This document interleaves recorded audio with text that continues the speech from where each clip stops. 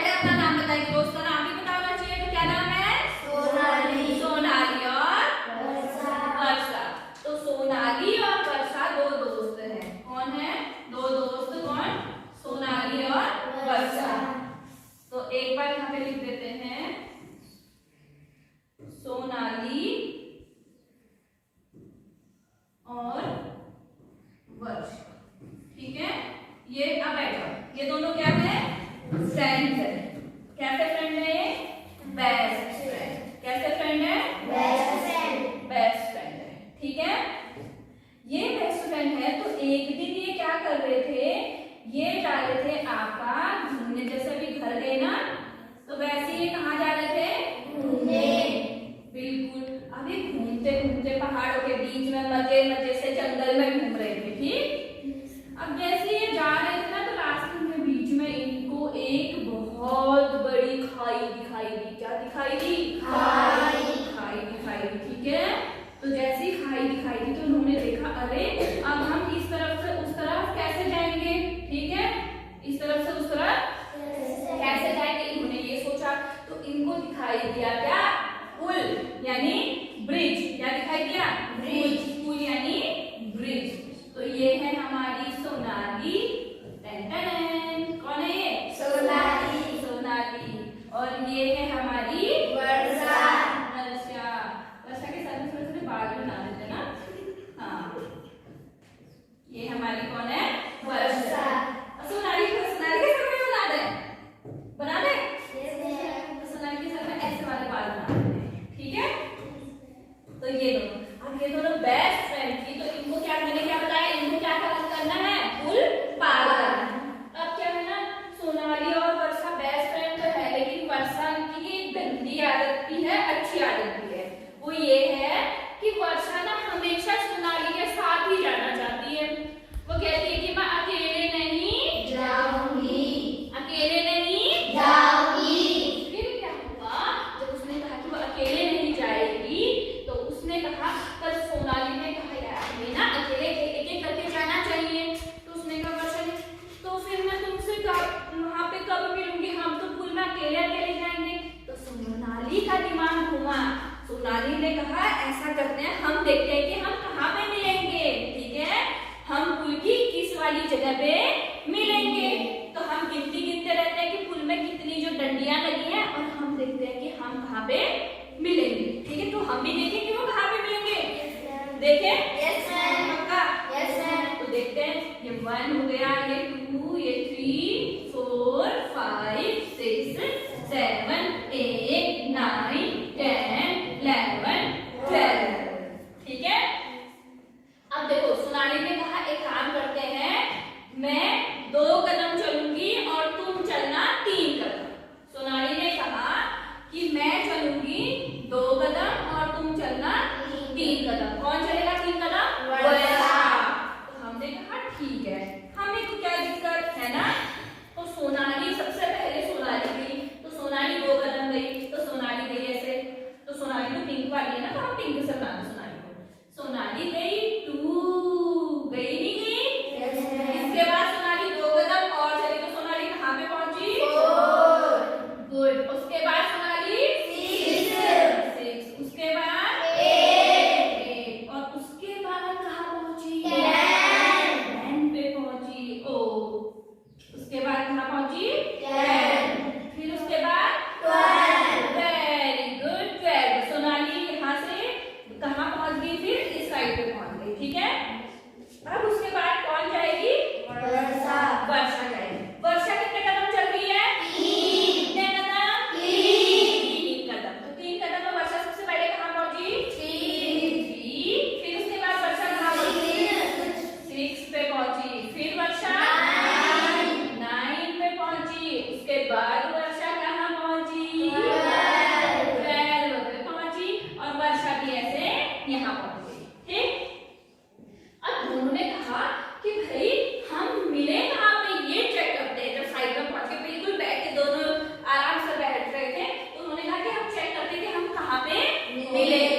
तो सबसे पहले सोनाली ने कहा कि ये देखती हूँ कि मैं चली कितना। तो देखते हैं सोनाली कितना चली। तो सोनाली का हम देखते हैं। तो सोनाली चली सबसे पहले 2, फिर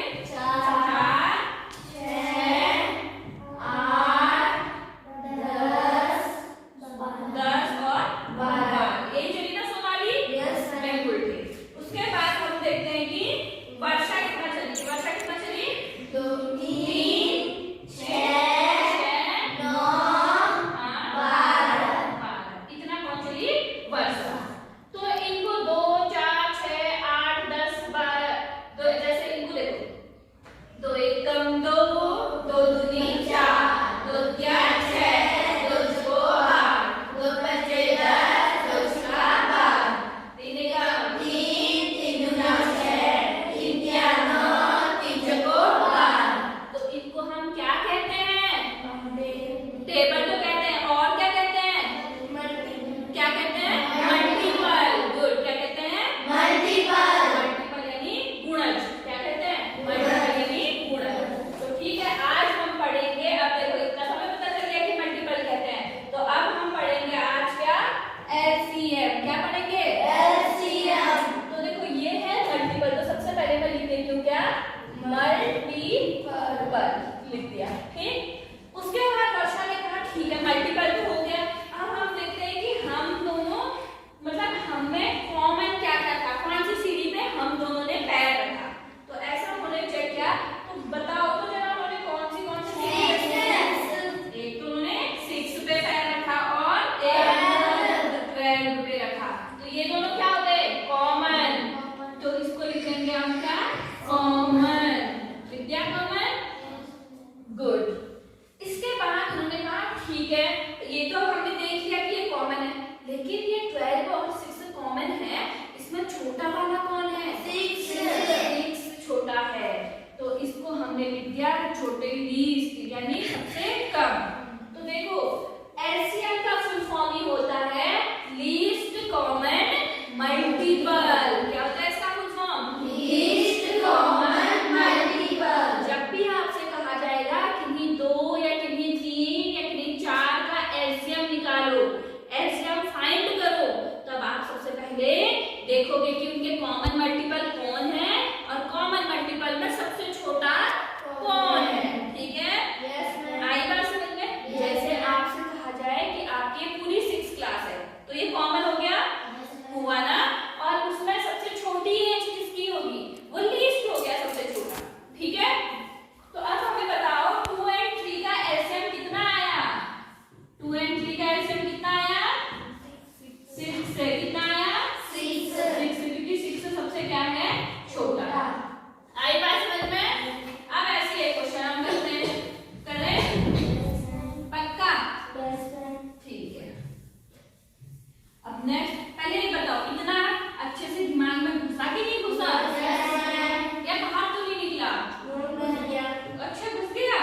ठीक है, अब देखो अगर ये कहा जाए कि 10 और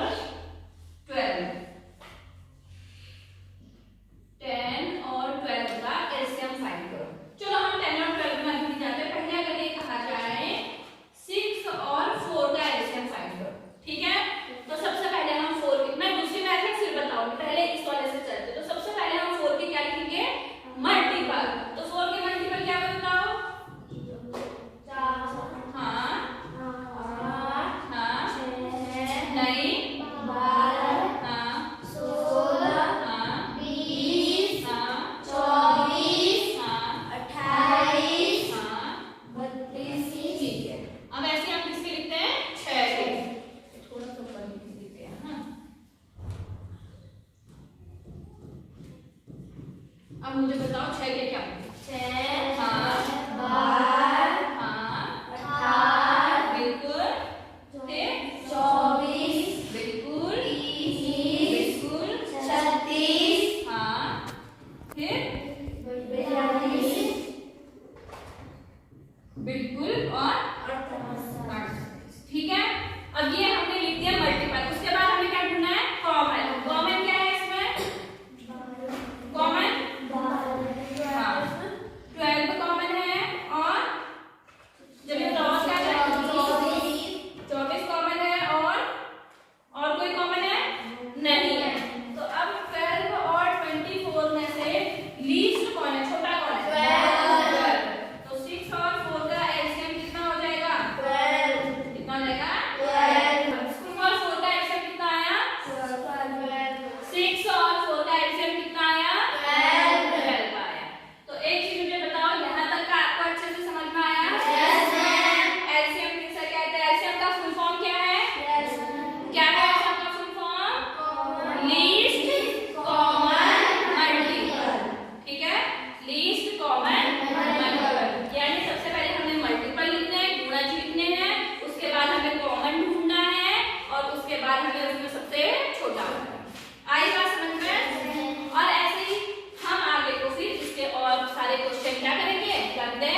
रहेंगे।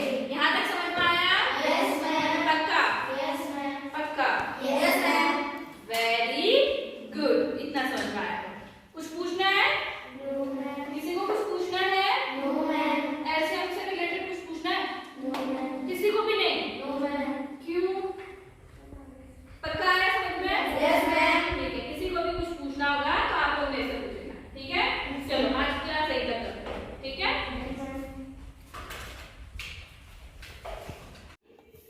तो आज जो मैंने क्लास में पढ़ाया वो था एलसीएम। तो एलसीएम में मैंने जो स्टार्टिंग का होता है कि आपको बच्चों को इंट्रोडक्शन देना होता है, तो उसके लिए मैंने एक स्टोरी ली थी जिससे मैंने बच्चों को एलसीएम समझाया कि कैसे हो रहता है। तो आप भी अगर आपका डेमो है तो डेमो में हम ये जो 14 मिनट की 16 मिनट की वीडियो, इतना तो हमें वहाँ पे टाइम नहीं मिलेगा। तो हमें क्या करना है, जो 5 मिनट का जो हमारा जो डेमो है, जो एलसीएम हम बताना चाहते हैं लीस्ट कॉमन फैक्टर, वहाँ तक का हमें 5 मिनट में बना के उनको दिखाना है। क्योंकि यही चीज़ जो मैं 14 मिनट में ले जा रही हूँ ये मैं 5 मिनट में कंप्लीट कर सकती हूँ। एक टीचर की खासियत ही यही होती है कि आपको एक टॉपिक कितना लंबा ले जाना है और उसको कितना छोटा समय के हिसाब से कहाँ पर पूरा समझाना है, ये आपको बेहतरीन तरीके से पता होना चाहिए। और उसके बाद मुझे ऐसा लगता है कि जब आप डेमो दे रहे हैं तो डेमो में आपको पता होना चाहिए आपने कौन कौन सी मेथड, कौन कौन से स्किल का यूज़ किया है। क्योंकि हो सकता है इससे आपका क्वेश्चन पुट अप हो जाए कि अच्छा आपने जो पढ़ा है इसमें आपकी कौन कौन सी स्किल यूज़ हुई, कौन कौन सी मेथड्स यूज़ हुई। तो इसलिए मैं आपको हर वीडियो के बाद ये बताती हूँ कि मैंने कौन सी मेथड यूज़ करी। तो स्टोरी टेलिंग थी, रियल लाइफ से बच्चों को कनेक्ट किया था क्योंकि उन्हीं के फ्रेंड थे। ब्रिज लगभग उन्होंने देखा ही होगा, और हिलीज एरियाज़ के बच्चे, हिल एरिया के बच्चे हैं तो ऑब्वियस सी बात है पहाड़ जंगल उन्होंने देखे हैं, और बीच में उनकी जो नदी दिखाई है, तो मैंने वहाँ से उनको कनेक्ट करा एलसीएम के उसमें, ताकि उनको लगेगा कि हाँ ये हमने देख रखा है। ऐसा नहीं कि एग्जाम्पल भी या स्टोरी भी हमें ऐसे नहीं बनानी है कि जो बच्चों के रियल लाइफ से बिल्कुल भी कनेक्टेड नहीं हो। इसके बाद मैंने इसमें क्वेश्चन आंसर, आज मेरे इसमें कम थे बच्चों से क्वेश्चन आंसर के लिए, और एक्सप्लेनेशन था। बाकी जो हम देखते हैं तो ज़्यादातर यही मेथड जो होती हैं आपकी यूज़ होती हैं। और इसके साथ साथ अगर जैसे साइंस का सब्जेक्ट हिंदी, तो इसमें डेमो या आप टीएलएम का यूज़ कर रहे हैं तो दिखा रहे हैं कोई चीज़, जैसे मैंने ड्राइंग उसमें एक तरीके से यूज़ करी। तो ये आपको पता होना चाहिए कि आप जब कोई डेमो दे रहे हो या आप कोई टीचिंग कर रहे हो तो आप उसमें कौन कौन से स्किल का यूज़ कर रहे हो। और बाकी आपको वीडियो कैसी लगी आप मुझे प्लीज़ कमेंट सेक्शन में बताइएगा कि आपको वीडियो कैसी लगी, इसमें मुझे क्या ठीक करना है और आपको इससे क्या हेल्प हुई, तो मुझे भी एक तरह से मोटिवेशन मिलेगा। तो अब मैं अपनी वीडियो को यहीं पे कंप्लीट करती हूँ, और आपको ऐसी वीडियो आगे डेमो क्लासेस की मिलती रहेंगी। और सिर्फ डेमो क्लासेस की नहीं, मेरी जो आप चैनल पे वीडियो देखोगे स्कूल रिलेटेड है, कि अगर कोई स्कूल में पढ़ा भी रहा है तो वो किस तरीके से स्कूल में वर्क कर सकता है। जैसे हमारे स्कूल पे बहुत सारे प्रोग्राम होते हैं, जैसे मैंने अभी किस्मनारा की दीवार पत्रिका और मैंने 2-3 सॉन्ग मैंने लिखे हैं, प्रेयर्स लिखी है बच्चों के लिए जो मैंने उनको सिखाई है। तो ऐसी चीज़ें जो एक्स्ट्रा करिकुलर एक्टिविटी होती है मैं इनकी भी वीडियो अपलोड करती हूँ। जैसे साइंस के जो प्रोजेक्ट होते हैं, मैं मैथ्स की टीचर हूँ, उसके बाद भी जो साइंस के प्रोजेक्ट होते हैं उसमें मैंने वर्क करके वो बनाया है, तो जिससे हम भी क्रिएटिव बनते हैं। और इससे आप लोगों को भी हेल्प होगी कि आप जब अपने स्कूल में हैं तो आप किस तरीके से उसका बेनिफिट ले सकते हैं, आप किस तरीके से बच्चे से मतलब बच्चों को इन्वॉल्व करके आप कोई जो एक्टिविटी है उसको कंप्लीट कर सकते हैं। आपके अंदर जो भी स्किल हो, ज़रूरी नहीं है आपके अंदर म्यूज़िक की स्किल हो, आपके अंदर गेम्स की अच्छी स्किल हो सकती है, आपके अंदर ड्राइंग की अच्छी स्किल हो सकती है, आपके अंदर जो कम्युनिकेशन है उसकी अच्छी स्किल हो सकती है। तो उसको आप डिलीवर करिए, उसको बच्चों को और बेहतरीन बनाने की कोशिश कीजिए। तो मैं जैसे मुझे लगता है कि हाँ थोड़ा बहुत गाना कि नॉर्मल उसमें लिख लेती, तो मैं ये बहुत कोशिश करती हूँ। थोड़ा क्रिएटिविटी मुझे बहुत पसंद है, तो मैं वो चीज़ें करते रहती हूँ कि हर उसमें क्लास में कैसे होना चाहिए। तो आप भी ये करेगा। और ये मेरा जो चैनल है इसमें जो वर्किंग है एज अ टीचिंग प्रोफेशन में उनके लिए भी, और जो जाने वाले दोनों के लिए एक अच्छा मटेरियल होगा। और आप देखते रहिए और मुझे बताइएगा कि आपको ये वीडियो कैसी लगी। Thank you, bye.